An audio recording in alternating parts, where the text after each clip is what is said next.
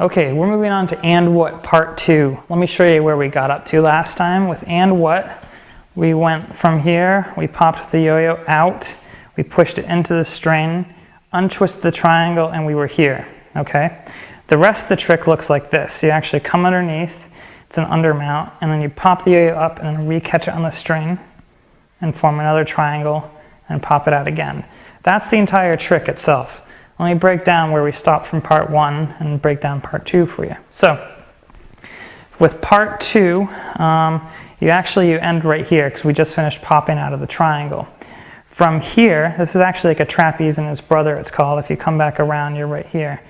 What you want to do now is actually swing the yo-yo up and under.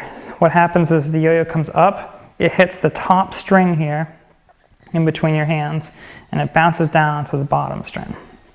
From here, what you do is you pop the yo-yo into the air, and this is where you actually take these hands with the string here, and you're actually going to pop it into the air and come back underneath the yo-yo. It's kind of like a this movement, and you'll see me do it here. So I pop the yo-yo up, bring it back down, and land the yo-yo onto the string. It doesn't look like I did much, but there's actually a little cross down near the yo-yo you can see, and because of that cross, if I take my pointer finger and push into these two strings, if I land the yo-yo on this one string here and pull the pointer finger out, you'll notice it leads into a triangle.